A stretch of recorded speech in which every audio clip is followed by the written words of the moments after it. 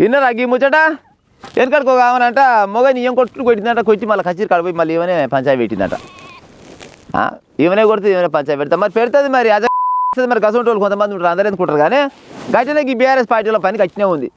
పోయినసారి వీళ్ళు 10 ఏళ్ళు అయితే తెలంగాణ రాష్ట్రాన్ని తేలిరుగా వెళ్ళినప్పుడు ఫస్ట్ 5 ఏళ్ళు ఏం చేసిరు వాళ్ళ సంకల బయటనుకో లేకపోతే వాళ్ళ పార్టీ వాళ్ళకో వాళ్ళకు లేకపోతే వాళ్ళకు ఉంటారుగా జర మోతవారులు వాళ్ళకు పనులు అప్పచెప్పారు గట్టినే మూరి కాంట్రాక్ట్ పట్టు లేకపోతే అదేంటి సిర్ర ఫుట్గా తీరి లేకపోతే నీళ్ళ ట్యాంక్ ఉంది కట్టూరు లేకపోతే సీసీ రోడ్లు పోయిరని గిసోంటివి మట్టి కొట్టుడు అయ్యి ఆ పని అంత అప్పచెప్పారు కదా.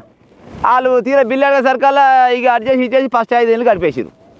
ఆ తర్వాత ఏం చేసారు ఈసారి మళ్ళీ గెలిపేసి అంటే బిల్లులు మొత్తం వస్తాయి ఎట్లా చేసి మమ్మల్ని గెలిపారు అంటే మళ్ళీ పాడైపోయిన జనాలు అందరు కలిసి మళ్ళీ గెలిపించారు.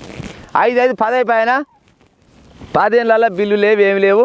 చాలా మంది అప్పుల పాలు అయ్యి వాస్తవానికి కొంతమంది ఆత్మహత్య చేసుకోవడానికి కూడా చూసారు. అప్పట్లో మీరు అందరికీ తెలిసిన ముచ్చరే కదా, అయితే నేను అబద్ధం కాదు కదా చెప్పేది. అయితే ఆత్మహత్య చేసుకోవడానికి కూడా సిద్ధపడరు అంటే వాళ్ళు ₹2 నుంచి ₹10 వడ్డీకి తెచ్చిన కాంట్రాక్టులు ఎంతో మంది. అసలు కాంట్రాక్టులు అంటే వాళ్ళు ఏమైనా పెద్ద కాంట్రాక్టులు కానీ గట్టినే అయ్యో ఉత్తనే తిరుగుతుంది ఏమన్నా మీ పార్టీ అయినా పాడే గట్టిగా ఏమైనా పని చేసుకొని తలగబడదు ఇదిగాలంటే ఇక ఎమ్మెల్యేనో లేకపోతే సర్పంచ్నో వాళ్ళనో వెళ్ళినో పట్టుకొని మా అమ్మగారిని కాడ మోరీ రాదు లేకపోతే ఈ సీసీ రోడ్ రాదు అని అంటే ఆ సీసీ రోడ్ మోరో ఏదో ఒకటి ఇచ్చిన పాపానికి ఏం చేస్తున్నావు అయితే నేను కాంట్రాక్ట్ మా ఊళ్ళో అని ఇతర పెద్ద కాంట్రాక్ట్ అని చుట్టాల పక్కన చెప్పుకొని కాబట్టి చివరికి వస్తారు కదా ₹4 పోయితే ₹5 పోయితే తలకాయ సన్నం పలాని తోటి అయినట్టు అయిపోయాయి.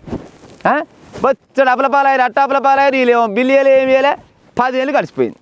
10 ఏళ్ళు గడిచిపోయినాక ఇక ఓలియాలి మరి బిల్లు ఇప్పుడు కొత్తగా వచ్చినాయని బిల్లు ఇవ్వాలన్నట. ఇలా ధర్నా చూడు ఇలా ముచ్చట బీఆర్ఎస్ పార్టీ వాళ్ళది కొత్తగా వచ్చినాయనంటే ఇప్పుడు బకాయి బిల్లులు ఇవ్వాలని ధర్నా చేస్తున్నారట. ఇది న్యాయమే అవుతుంది మీకు బీఆర్ఎస్ పార్టీ వాళ్ళు చెప్పురు. మీరు 10 ఏళ్ళు వేయలేమో మీరు పోతారు. ఈ రేవంత్ సర్కార్ వచ్చి ఇప్పుడు సంవత్సరం అయింది ఇలా సర్పంచ్లే లేకపోయాయి ఇంతవరకు ఎలక్షన్లే పెట్టపాయి.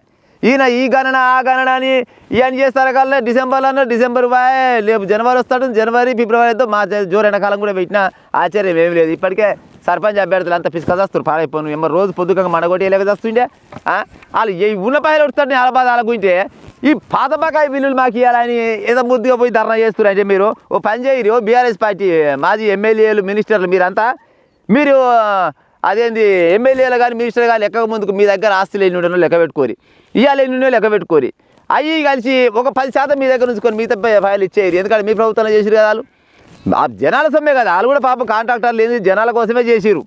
మీరు బిల్లు ఇస్తారేమో అని మీరు బిల్లు బిల్లే కొట్టిపోయి ఇవ్వాలి ఎంత ముద్దుగా వచ్చి బకాయిలు ఎప్పుడు ఇస్తావు రేవంత్ రెడ్డి అంటే ఇది తీసుమారకాడు చిన్నోడా సై నా దాంట్లో చేపా ఇంకా నేను ఖాతా ఓపెన్ చేయలేదు నేను నాకు బిల్లు కడతారా నేను అనబట్టే.